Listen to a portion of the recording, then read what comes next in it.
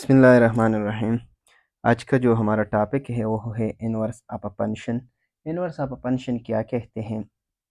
Basically हमारा next topic है inverse of linear operator. वहाँ पर इनवर्स की कंसेप्ट यूज़ है, तो मैंने सोचा कि इनवर्स ऑफ अ फंक्शन के ऊपर एक वीडियो बनाना बहुत लाजमी है, क्योंकि वह बाइजेक्टिव का भी कंसेप्ट यूज़ है। ये वीडियो आप बहुत ध्यान से कंप्लीट देखें। इसमें बहुत से पॉइंट ऐसे हैं जिसमें लोगों को बहुत कन्फ्यूजन होती है, लेकिन कुछ पॉइंट्स हैं, मैं लास्ट में आपको प्रूव करके दिखाऊंगा। लेकिन यहाँ पर मैं आपको थोड़ा ओवरव्यू देना चाहता हूँ कि अगर एफ ऑफ एक्स हमारे पास कोई भी एक फंक्शन है जो आप सपोज दैट हो वाई डिपेंडेंट वेरिएबल है, आप इससे भी रिप्रेजेंट कर सकते हैं, और एफ इसका इनवर्स है, तो ये एफ ऑलवेज एग्जिस्ट, ये हमेशा एग्जिस्ट होगा। ये बात याद रखें, अगर एफ एग्जिस्ट होती है, अगर एफ फंक्शन है, तो इसका एफ इनवर्स हमेशा एग्जिस्ट होगा। क्लियर? लेकिन बट एफ इनवर्स इज में भी फंक्शन। प्रॉब्लम इसमें है, बाज स्टूडेंट, बाज लोग कहते हैं कि एफ हर एक फंक्शन का इनवर्स एग्जिस्ट नहीं होता। ये बात गलत है, हर फंक्शन का इनवर्स एग्जिस्ट होती है, लेकिन हर एक फंक्शन का इनवर्स फंक्शन होना में और में नॉट। अगर फंक्शन बाइजेक्टिव है, इफ अगर F is bijective then then F inverse is function, तो फिर एफ इनवर्स फंक्शन होगा। अदरवाइज डिपेंड करते हैं सिचुएशन पर, फंक्शन की नेचर पर। क्लियर? ऐसे फंक्शन है जो एफ फंक्शन होगा लेकिन एफ इनवर्स फंक्शन नहीं होगा। किस तरह, लास्ट में मैं आपको प्रूव करके दिखाऊंगा, लेकिन मैं फर्स्टली आपको बताऊंगा कि किस तरह आप एक फंक्शन की इनवर्स आप निकाल सकते हैं। तो आइए स्टार्ट करते हैं। सबसे पहले मैं आपको बताऊंगा कि अगर एफ ऑफ एक्स हमारे पास कोई भी एक फंक्शन है, सपोज दैट मैं 3x प्लस 5 लेना चाहता हूँ, किस तरह आप इसकी इनवर्स फाइंड आउट कर सकते हैं। क्लियर? सबसे पहले आपको ये करना है, अगर आप इस फंक्शन को देखें, इसका काम क्या है? ये एक इनपुट वैल्यू लेता है, ये फंक्शन। क्लियर? फंक्शन एक मशीन होता है, ये इनपुट वैल्यू x लेता है और इस x के साथ 3 मल्टीप्लाई करता है, और फिर उन उन रिजल्ट के साथ 3x के साथ 5 ऐड करता है। तो इसका इनवर्स क्या काम करेगा? इसका इनवर्स इसके रिवर्स का काम करेगा। तो वो होगा x में से 5 को सब्ट्रैक्ट करना, और मल्टीप्लीकेशन का इनवर्स ऑपरेटर क्या है? डिवीजन है, 3 पर डिवाइड करना। ये इसका इनवर्स होता है। लेकिन किस तरह फाइंड आउट कर सकते हैं? तो आइए मैं आपको बताऊंगा। सबसे पहले जो भी फंक्शन आपको गिवन होगा, आपको डिपेंडेंट वेरिएबल की फॉर्म में एक्सप्रेस करना है। जो भी डिपेंडेंट वेरिएबल हो, सपोज दैट मैं यहाँ पर अज्यूम करता हूँ कि y हमारे पास क्या है? डिपेंडेंट वेरिएबल है, तो y is equal to F of X. यहाँ से आपको x एलिमिनेट करना है, तो आपको दोनों तरफ इनवर्स लेना है, तो x बराबर होगा what F inverse y। This is equation 1। Clear? आपको फिर ओरिजिनल फंक्शन फंक्शन में से x को एलिमिनेट करना है, x को फाइंड आउट करना है। तो अगर आप इससे x फाइंड आउट करें, ये किसके बराबर है? एफ ऑफ एक्स y के बराबर है, ये 3x प्लस 5, तो ये बराबर होगा 3x बराबर होगा y माइनस 5 के। अगर आप इस साइड पे शिफ्ट करें, और x बराबर होगा y माइनस 5 डिवाइडेड बाई 3। अगर आप ये वैल्यू यहाँ पर रख लें, तो आपके पास ये बराबर होगा y minus 5 divided by 3 is equal to F inverse y के। क्लियर? फिर आपको क्या करना है? सिंपली यहाँ पर y को x से रिप्लेस करना है, आपके पास इनवर्स फाइंड आउट हो जाएगा। तो replace x by y, replace y by x, y by x, तो आपके पास रिजल्ट होगा F inverse x is equal to x minus 5 divided by 3। इस मेथड से आप किसी भी फंक्शन का आप 2 सेकंड में आप इनवर्स निकाल सकते हैं। अगर मैं आपको जनरली बताऊं कि y is equal to M X plus C, तो इसका इनवर्स क्या होगा? तो y is equal to F of X, x क्या होगा? x बराबर होगा एफ इनवर्स y के। क्लियर? अगर आप यहाँ से x फाइंड आउट करें, तो y minus C divided by M is equal to x। Clear? और यहाँ से x किसके बराबर है? बराबर है एफ इनवर्स y के। तो इम्प्लाई होगा एफ इनवर्स y बराबर होगा y minus C divided by M के। तो एफ इनवर्स अगर आप y रिप्लेस करें x से, तो ये बराबर होगा x minus C divided by M. अगर आप इस फार्मूले के देखें, तो ये भी आप इस फार्मूले के ज़रिए आप कर सकते हैं। किस तरह? अगर आप m की जगह 3 रख लें और सी की जगह 5 रख ले तो आपके पास यही रिजल्ट आपको मिल मिल जाएगा।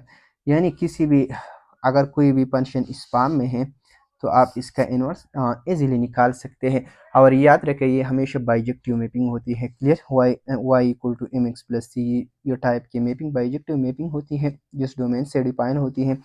तो अब हम आएंगे पॉइंट्स की तरफ के पॉइंट्स क्या है। इफ अगर एफ इज बाइजेक्टिव अगर एफ बाइजेक्टिव है then F inverse is function. F inverse फिर फंक्शन होगा। फंक्शन के लिए क्या क्राइटेरिया है आपको शायद पता है कि डोमेन में रिपीटिशन न हो। क्लियर, और फर्स्ट कंडीशन डोमेन में रिपीटिशन नहीं होनी चाहिए, और दूसरा कंडीशन हमारे पास है कि डोमेन में कोई प्री एलिमेंट नहीं होना चाहिए। क्लियर, फंक्शन के लिए क्या कंडीशन है, फंक्शन के लिए दो कंडीशन है। फर्स्ट नंबर और डोमेन जो है उसमें रिपीटिशन नहीं होनी चाहिए, और दूसरा कंडीशन क्या है, दूसरा कंडीशन ये है कि डोमेन में कोई भी प्री एलिमेंट एग्जिस्ट नहीं होना चाहिए। तो ये तो आपको शायद मालूम है। अगर एफ फंक्शन है और ये डिफाइन है एक डोमेन से, सपोज दैट ये एक डोमेन है इससे, और ये बाइजेक्टिव है, तो बाइजेक्टिव का मतलब क्या है, बाइजेक्टिव का मतलब one to one one and onto है। यानी इसका मतलब ये है कि ये x है ये y है, हर एक x के लिए यहाँ पर हमारे पास इमेज एग्जिस्ट होती है, क्योंकि हर एक एलिमेंट यहाँ पर एक एलिमेंट के साथ मैप है by one one. Onto का मतलब क्या है, अगर आप कोई भी एलिमेंट y ले ले y सीट से, देन देयर एग्जिस्ट कोई भी x लाजमी x में एग्जिस्ट होगा। Clear, such that f of x is equal to f of x is equal to what, y। तो इससे क्या रिप्रेजेंट हुआ कि अगर इसकी हर एक एलिमेंट के लिए यहाँ पर एक इमेज है। क्लियर, सपोज दैट ये x1 है और यहाँ पर ये y1 है, ये इसके साथ मैप है, तो इसको इमेज कहते हैं, इसको सारी प्री इमेज कहते हैं, और इसको इमेज ऑफ द एलिमेंट कहते हैं। और इस x1 को इस एलिमेंट का प्री इमेज कहते हैं y1 का, और इस y1 को इमेज कहते हैं x1 का। अगर इसके हर एक एलिमेंट के लिए यहाँ पर एलिमेंट प्री इमेज मौजूद है तो फंक्शन, ये तो गिवन है आन टू है, तो ये भी फंक्शन की कंडीशन। फिर एफ इनवर्स इससे इसके ऊपर डिफाइन होगा, तो यहाँ पर भी कोई एलिमेंट प्री नहीं होगा। क्लियर, और यहाँ पर भी कोई रिपीटिशन नहीं होगा इनवर्स में, बिकॉज हर एक एलिमेंट के साथ मैप है वन वन है।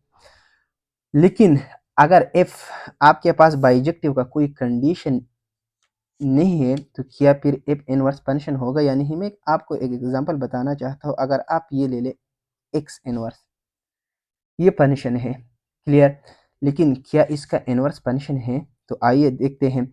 इनवर्स फंक्शन के लिए यानी एक इनपुट के लिए दो आउटपुट नहीं होना चाहिए। अगर हमारे पास कभी भी ऐसे एग्जिस्ट हो जाए कि ये डोमेन है, ये रेंज है, ये एक फंक्शन डिफाइन है इससे, और ये एक पॉइंट है, इसके लिए अगर यहाँ पर दो इमेजेस एग्जिस्ट हो जाए इस एक प्री इमेज के लिए, तो फिर ये फंक्शन नहीं होगा। तो मैं ये तो फंक्शन है, लेकिन मैं इसके इनवर्स के बारे में आपको बताऊंगा कि ये बराबर होगा y is equal to F of X implies that x बराबर होगा किसके, एफ इनवर्स y के। अगर आप यहाँ से x फाइंड आउट करें तो y बराबर होगा एक्स स्क्वायर के, एम्प्लाइज दैट y रूट बराबर होगा plus minus y is equal to x। आप यहाँ पर प्लस माइनस लिख लें, यहाँ पर कोई बात नहीं, आप लिख सकते हैं। तो ये बराबर होगा, लेकिन प्लस माइनस लाजमी लिखना है, क्वाड्रेटिक इक्वेशन है। Plus minus under the root y is equal to F inverse y। Clear, अगर आप देखें y कोई भी वैल्यू आप चूज करें, implies that f inverse y is equal to what, plus minus under the root y। अगर आप y कोई भी वैल्यू लें, अब y क्या काम करता है, y इसके लिए एज इनपुट वैल्यू काम करता है। तो यहाँ पर इसके लिए सपोज दैट आप y1 ले लें, तो यहाँ पर इसका रिजल्ट क्या होगा, प्लस माइनस वन। यानी अगर आप ये y ले लें, सपोज दैट ये डोमेन है और y आपने इससे चूज किया, और ये इसका को डोमेन है, और ये एफ इनवर्स है। अगर आप ये वन ले लें तो इसके लिए यहाँ पर दो इमेजेस एग्जिस्ट हुआ 1 and -1, so this is not a function. तो इससे ये रिप्रेजेंट हुआ कि एफ इनवर्स क्या है, फंक्शन नहीं है। लेकिन अगर ये बात जब भी ये बात गिवन हो जाए कि एफ क्या है, एफ बाइजेक्टिव है, तो फिर अंडरस्टूड एफ इनवर्स भी फंक्शन होगा। तो इससे ये जाहिर हुई कि अगर एफ फंक्शन है तो इसका इनवर्स भी फंक्शन होगा। F inverse is also function if and only if is bijective।